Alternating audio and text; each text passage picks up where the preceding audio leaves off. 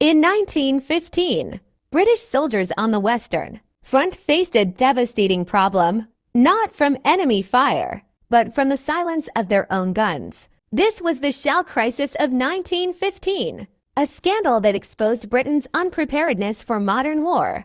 World War I was a war of artillery. Trenches stretched across Europe, and success depended on firepower. But during the Battle of Neuve Chapelle in March 1915, the British Army ran critically low on high-explosive shells. Attacks stalled. Soldiers were left vulnerable.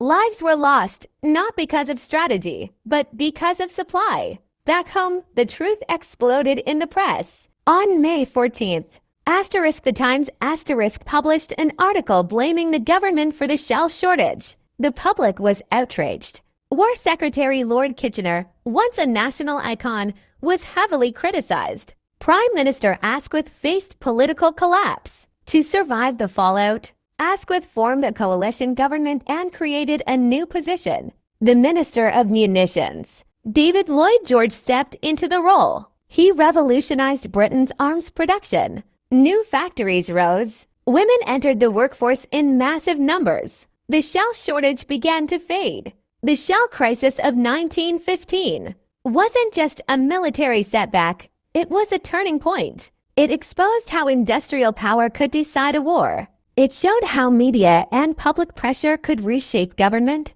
And it launched Lloyd George on the path to becoming Prime Minister. From battlefield silence to political storm, the shell crisis changed everything. It was a wake-up call, and Britain would never wage war the same way again.